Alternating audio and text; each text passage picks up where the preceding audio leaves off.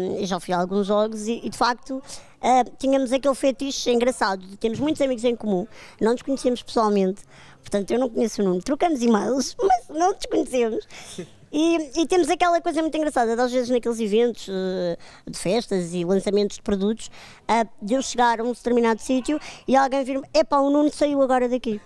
E, portanto, eu já percebi que, de facto, tinha que vir eu aqui ao centro de estágios para o conhecer. E depois também sei que ela é uma pessoa com um coração gigante, que está cheio de vontade de ler o Mafaldices. E, portanto, fiz questão de lhe trazer pessoalmente o meu livro, porque acho que também é o mínimo, não é? Neste momento. E o material tem sempre razão. E eu vou pedir para tu leres. Para tu leres. Não. Para leres aqui. Eu acho que começas logo bem, para além do prefácio da Fernanda Freitas. Tu começas logo bem com uma crónica que se chama Obrigada e que eu acho que descreve do princípio ao fim aquilo que tu és e da maneira que como tu encaras a vida. E eu gostava que tu lesses, porque certamente da tua voz será ouvida e compreendida de outra maneira. Pronto, antes de entrarmos na parte séria, temos que dizer que hoje é Dia Mundial da Criança e ele vai testar se de facto eu já sei ler. Está bem? Então vá. Então vá, pronto. Um S e um E, semana.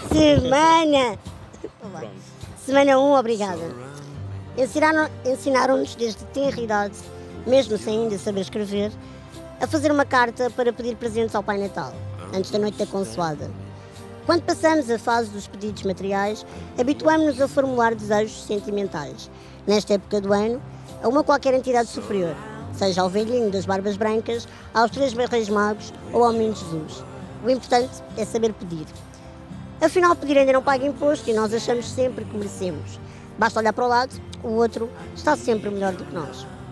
Prefiro ser e fazer diferente. Nestes dias que antecedem o início de um ano novo, em altura de balanço, não apenas do ano que passou, mas de todos desde 1983, escrevo a minha carta a um pai que não é Natal. Em vez de pedir o que quer que seja para mim ou para os outros, agradeço-lhe o que foi e o que não foi, o que é e o que não é, o que há de ser e o que não há de acontecer, na certeza de que estou em boas mãos. Obrigada por me dar a sensibilidade de sentir o frio e o calor, de tocar e ser tocada.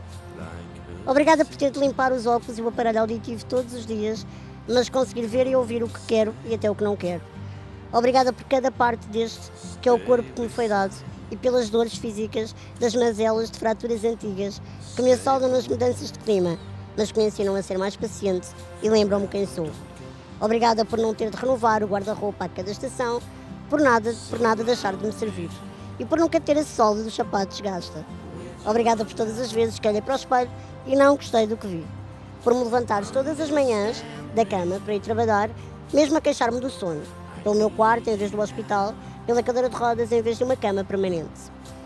Obrigada pelas dúvidas e pelos anseios relativamente ao futuro que me fazem viver o presente de uma forma mais intensa, pelos instantes de inspiração que me acordam durante a noite para escrever, pelas lágrimas da saudade e da nostalgia de um passado que foi plenamente vivido.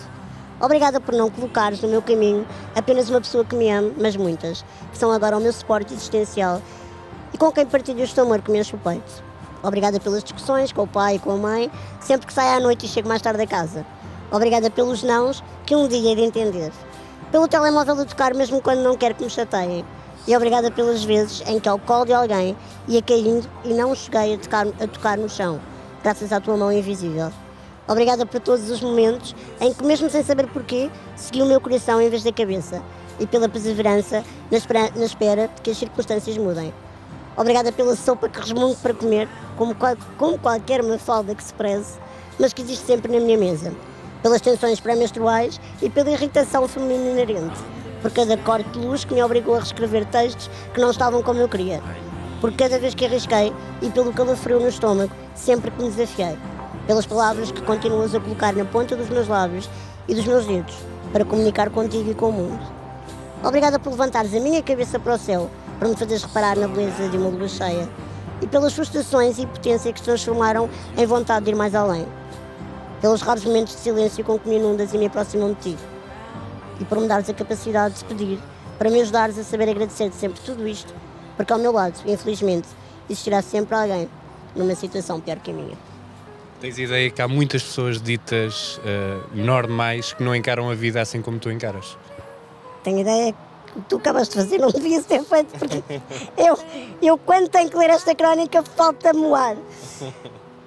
Acho que é gira a pergunta que fizeste, porque eu às vezes eu vivo a vida de uma forma tão natural que para ti e para outra pessoa que não convive comigo, porque depois isto é um processo, não é? Às vezes pode achar estranho. Que também acha estranho como é que eu ainda me custa ler isso. Às vezes não percebo que fui eu que fiz. Porque para mim, de facto, viver assim é a única maneira que eu sei viver. E quando alguém que não tem qualquer limitação física se assusta e brinca comigo, às vezes com aquelas conversas do tu és um exemplo, és uma heroína, és uma força da natureza, eu percebo, de facto, não existem muitas mafaldinhas assim. E obviamente que encaro e tento encarar isso como não é como elogio, mas percebo a importância que isso tem nos outros. Mas para mim, percebes, em mim, não é nada que me faz acordar todas as manhãs e pensar se sou muito boa. Não, claro que há alturas em que tenho que pensar assim, né? Que a gente costuma dizer que é importante que nós consigamos massajar-nos o nosso próprio ego, para não entrarmos em depressões, às vezes estúpidas. Mas às vezes sabes que é mais importante para mim, eu perco mais tempo porque tenho uma borbulha na cara. E as pessoas às vezes vão pensar assim, coitada, passou-se, então mas como é que ela é assim?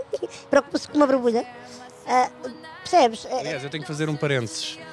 Temos de explicar porque é que a Mafalda não tem maquilhagem. Foi porque eu disse que não era preciso maquilhagem e então ela teve-me a chatear desde o início do programa que não tem maquilhagem e que é uma coisa que não se faz. E que a Susana Félix, que é amiga dela, esteve cá e teve maquilhagem.